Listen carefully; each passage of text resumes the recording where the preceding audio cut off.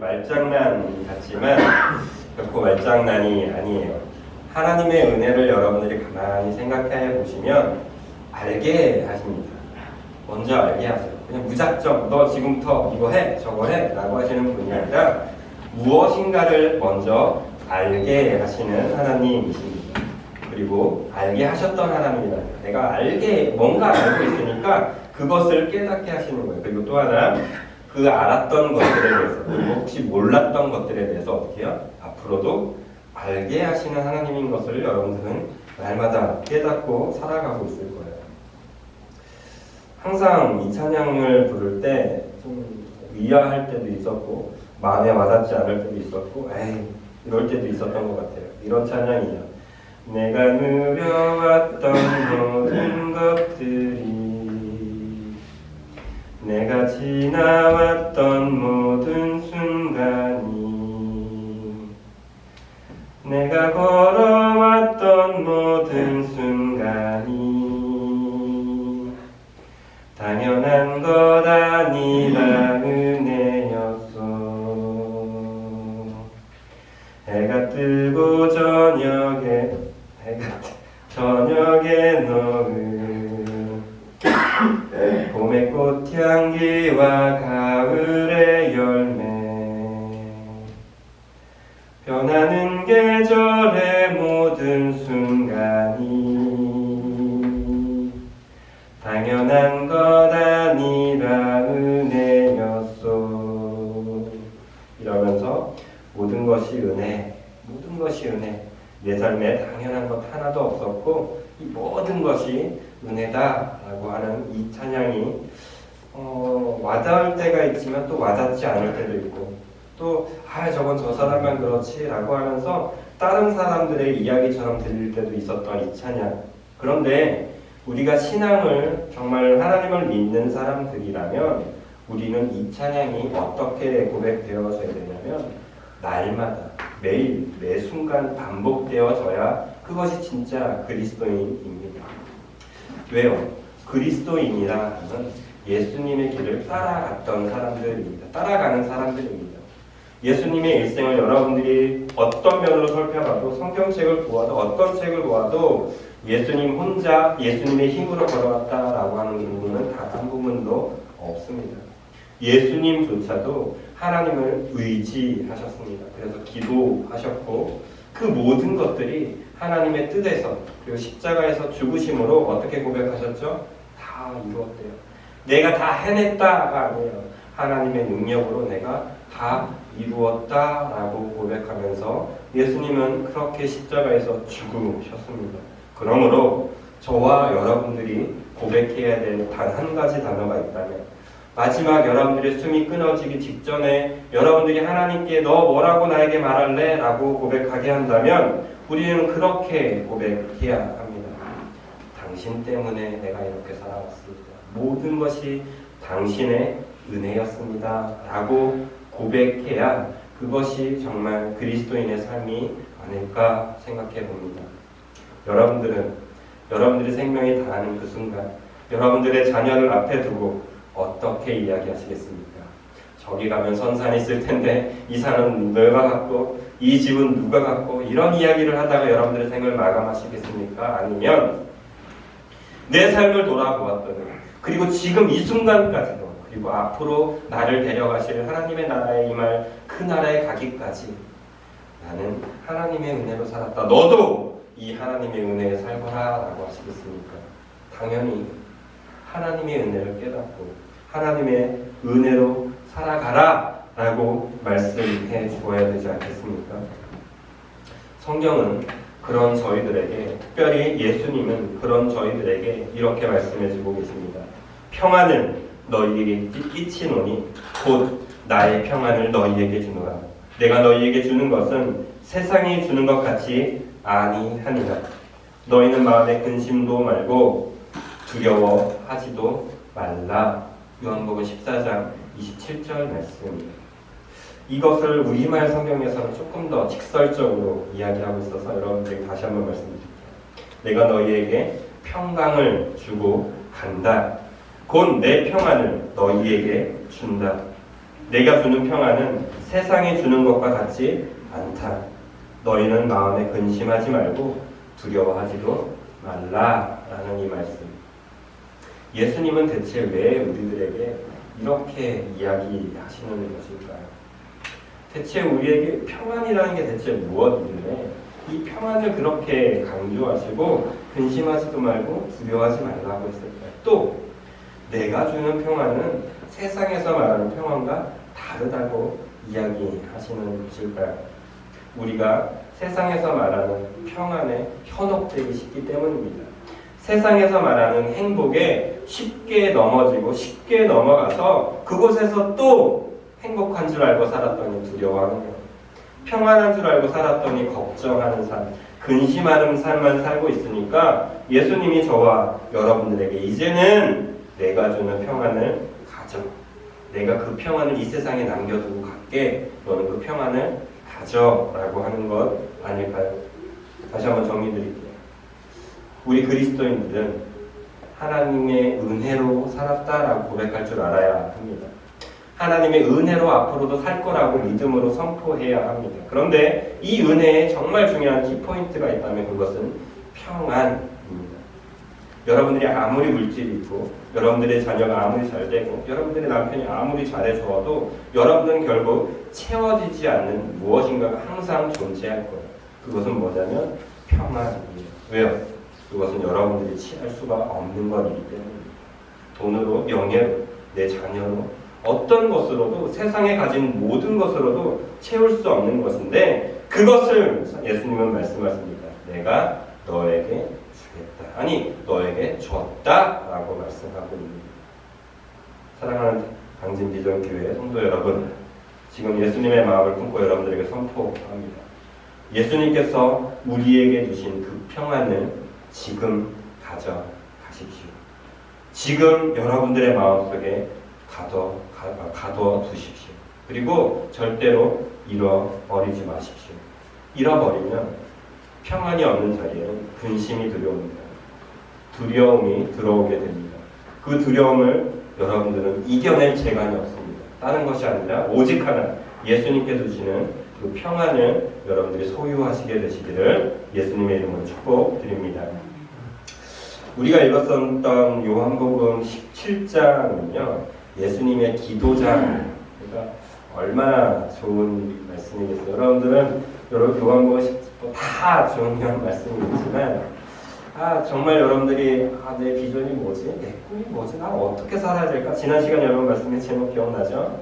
저보고 어쩌라고요? 그런 마음 상한 순간이 왔을 때 오늘 본문 17장을 특별히 유심히 읽어보십시오. 예수님이 어떻게 사셨고 예수님이 하나님께 어떻게 이야기하고 있는지.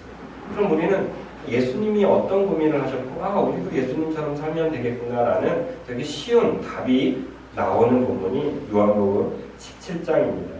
요한복음 17장을 쪼개서 이야기하면 한 세 부분으로 이야기해 줄 수 있어요. 첫 번째로 예수님의 기도, 이 첫 번째 부분을 얘기하면 자신의 죽음에 대한 이야기를 기도하십니다. 그런데 그 기도가 하나님 저 두려워 죽겠어 이런 게 아니고요. 하나님 내 죽음이 헛된 죽음이 아닌 것에 대해서 감사합니다 하면서 자신의 죽음이 하나님의 영광 가운데 있다라는 것을 하나님께 고백합니다.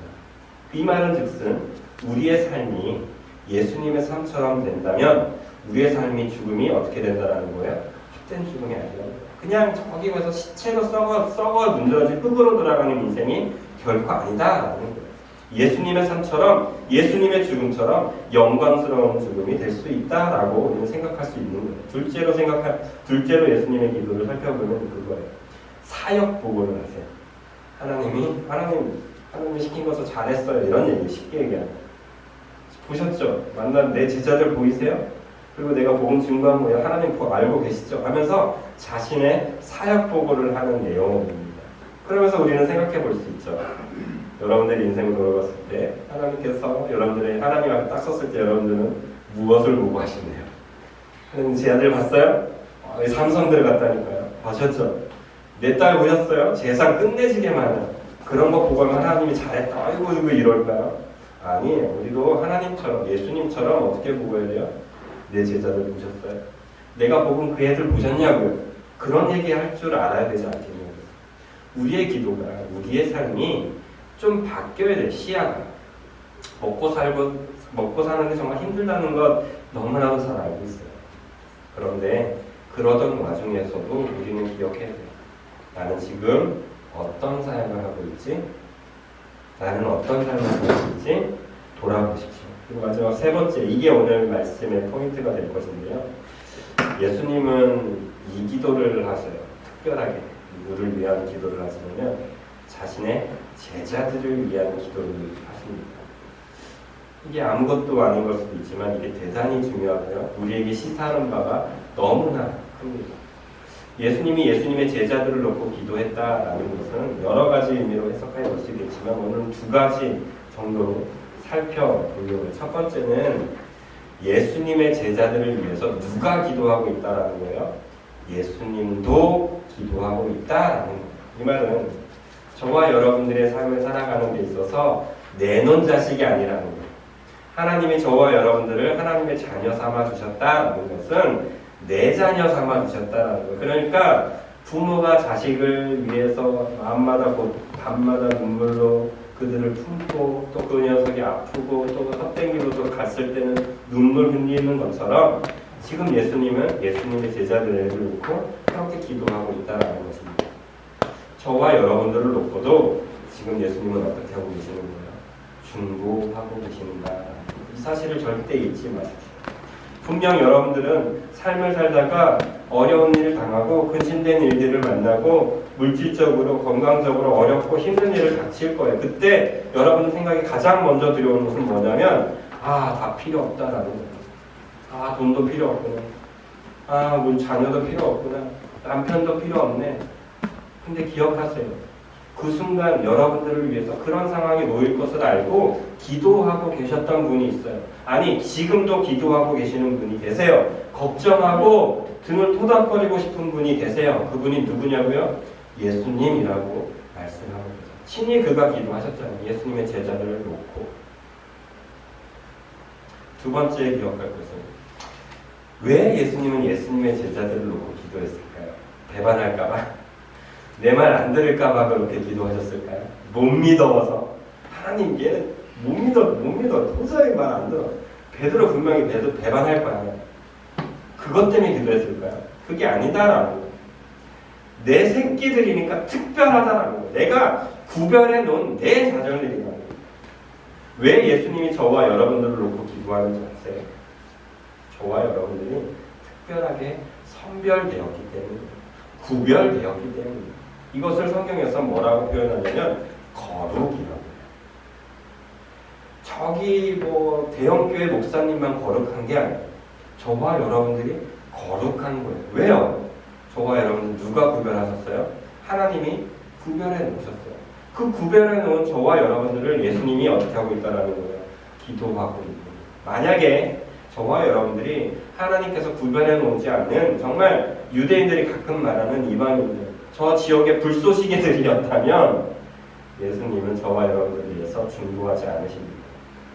그런데 감사하게도 예수님은 저와 여러분들을 위해서 어떻게 하고 계신다고요? 중보하고 계세요. 왜요? 구별하셨기 때문에. 저와 여러분들이 거룩하기 때문에 구별해놓고 중보하고 계시다는 사실을 우리가 잊지 말아야 합니다. 자, 오늘 17장 말씀을 다시 한번 정리해드리면 세 가지로 말씀드릴 수 있다고 했어요. 예수님은 뭘 기도하셨어요? 자신의 죽음, 헛된 죽음이 아니다 라는 것을 기도하셨어요. 하나님께 영광을 올려드렸어요. 두 번째는 예수님 자신의 사역을 하나님께 보고했어요. 열심히 일하셨다라는 것이죠. 하나님께서 그 사역 가운데 영광 받으셨다라는 것이죠. 그리고 마지막 세 번째, 그 사역의 보물, 그들이 내 제자인데 그 제자들을 하나님께 내어 맡기는 기도를 합니다. 하나님, 제 역할은 여기까지네요. 이 구별된, 선별된 내 제자들 또 하나님께 내어 맡기니 하나님께서 사용해 주세요라고 기도하는 것입니다. 그렇다면 우리는 오늘 예수님의 기도를 보면서 확신이 드는 게 하나가 있어요.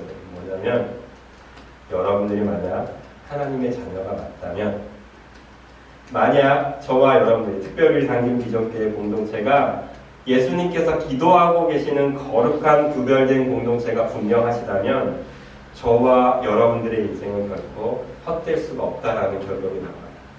저와 여러분들의 인생은 예수님께서 사역보고를 하셨던 것처럼 하나님께 자랑할 만한 일들이 생길 거라는 결과가 나와요. 무엇보다도 이 천하를 만드신 예수님께서, 그 귀하신 예수님께서 지금 저와 여러분들을 위해서 어떻게 하고 계시대요? 중보하고 계시니까 우리는 망할 일이 없다라는 결론이 나와요. 그러므로 우리는 제가 서두에 여러분들에게 보고드렸던, 찬양드렸던 그 은혜라는 찬양을 고백할 수 있어야만 하는 거예요. 이래서 잘 돼서 찬양하는 게 아니에요. 내가 하나님께 기도 열심히 하니까 이 은혜라는 찬양이 은혜라고 들어오는 게 아니라 이 사실이 믿어지기 때문에 은혜로 여러분들이 찬양할 수 있어야만 합니다. 그런데 적지 않은 그리스도인들이, 그리고 저 역시 똑같아요. 답답한 일 만나고 내 뜻대로 되지 않을 때 에이 무슨 은혜야, 에이 또 하나님 또 장난하는 것만 같고 또 제 앞길을 막는 것만 같아서 어떻게 얘기해요? 왜 하나님 저한테 왜 이러시는 거예요? 라고 할 때가 정말 많아요. 이제는 하나님 왜 저한테 이러세요 해서 넘어 뛰어야만 합니다. 어떤 믿음으로? 그 하나님은 은혜로우신 하나님이고 은혜로우실 하나님이라는 그 하나님을 믿고 살아가게 되시는 우리 모두가 되길 바라시면서 오늘 말씀의 결론을 드리면서 이렇게 이 말씀을 드리고 싶어요. 사도행전 17장입니다. 제가 주보에 여러분들에게 표시해드렸어요. 사도행전 16장입니다. 죄송합니다. 사도행전 16장 말씀을 보면서 말씀을 정리합니다. 사도행전 16장을 보시면 여러분들이 지난 시간 우리가 봤던 바울이 이제 바울이 나오는데 바울이 마게도냐 지방으로 가서 리디아라는 그 여자를 만나서 유럽의 서성교회가 되게 멋지게 시작해요. 그리고 거기서 그 과정을 통해서 거의 폭발적으로 이 선교가 잘 되기 시작하거든요. 잘 되기 시작하는데 이때 우리는 보통 대부분의 사람들은 그렇지 하나님이 이러실 수밖에 없지, 이제 앞으로 우리에게는 더 승승장구할 거야, 이럴 것만 같잖아요. 그러나 여러분들이 예상할 수밖에 없겠지만 이 바울이, 이 신라가 어떻게 되죠? 감옥에 갇히는 사건이 났습니다. 오늘 보면 사도행전 16장에 보면. 그런데 이 16장에 바울과 신라가 감옥에 갇히는 사건이 바울과 신라가 교만해서 그랬던 것도 아니에요. 죄를 지었던 것도 아니에요. 되게 열심히 선교 사업했고요. 심지어 자신을 겸손하게 하려고 뭐 하러 가고 있었냐면 기도하러 가고 있었어요. 기도하러 가다가 만난 어떤 사건 때문에 감옥까지 가게 돼요. 이게 무슨 낭패예요? 말이 돼요? 여러분들이 이렇게 생각해 보세요. 오늘 거룩한 주일이에요. 열심히 일주일 동안 하나님의 뜻대로 사니까 너무 기뻐. 드디어 오늘 하나님께 멋지게 예배드려야지. 또 기도도 열심히 해야지 하고 막 걸어오는데 갑자기 여러분들에게 해코지라는 사람이 나타났어요. 그럼 여러분들이 혹시라도 잘못되어서 또 그걸 분을 참지 못하면 어떤 잘못된 일로 여러분들이 감옥에 갔다고 생각해 보시다. 혹은 병원에 갔다고 생각해 봅시다. 여러분은 그 순간 어떤 마음이 드실 거예요? 이게 뭔 일이야? 하나님이 그렇게 열심히 섬겨가는데 일주일 동안 그렇게 잘 살았는데 더군다나 난 지금 하나님께 예배 드리러 가는데 이게 뭔지? 이런 생각 들지 않을까요? 그리고 그때 의심 들지 않을까요? 그때 여러분들은 하나님을 원망할 수 있지 않을까요? 그런데 오늘 본문에 바울의 신라 행동은 정말 대단해요. 감옥에 갇힙니다. 그 감옥에 갇힌 이유는 이랬습니다. 바울과 신라가 마게도냐 지역을 열심히 복음을 전하고 그날도 기도하러 막 가고 있는데 그 전부터 이 바울과 신라를 따라다니면서 한 여자가 고래고래 소리치는 사람이 있었어요. 그 뭐라고 그래서 소리치냐면 하나님의 종이다 라고 하는 거예요. 좋은 얘기죠. 되게 행복한 소리죠. 근데 문제는 이 여자가 누구였냐라는 거예요. 이 여자가 누구였냐면 점치는 사람이었어요. 그것도 꽤 유명한. 그래서 그 주인에게 돈을 상당히 잘 벌어주는 여자였던 거예요. 그러니까 우리말로 무당이었어요. 무당이 하나님의 종 바울과 신라를 보면서 그렇게 이야기하니까 바울과 신라가 얘를 쫓으면 어떻게 돼요? 생각해보세요. 바울과 신라가 능력이 없었나요? 아니에요. 있었어요. 예수님의 능력으로 귀신을 충분히 쫓아낼 수 있었어요. 그런데 얘가 누군지를 아는 거예요. 이 여자가 누군지를 아는 거예요. 이 여자가 어떤 상황이 있는지도 알아요. 만약에 이 여자를 귀신을 쫓아내잖아요. 그럼 이 여자는 더 이상 점을 못 쳐요. 문제는 이 여자를 소유한 그 당시의 법에 의하면 이 여자를 마음대로 소유해서 이 여자가 버는 돈을 다 가지고 있었던 주인이 그걸 가만히 뒀을까요? 가만히 두지 않았겠죠. 그걸 생각한 거예요. 그래서 바울과 실라는 차마 그 여인을 예수의 이름으로 쫓아내지 못하고 있었어요. 그런데 그날도 쫓아와서 어떻게 하냐면 괴롭게 합니다. 막 귀신 들린 모습을 막 보여주는 거예요. 성령의 감동으로는 분명히 쫓아내야 돼요. 그런데 막 싸우는 거예요. 내면에 갈 때. 지금 이걸 내가 했다가는 나 분명히 감옥에 갈 텐데. 근데 결국 날이 왔어요.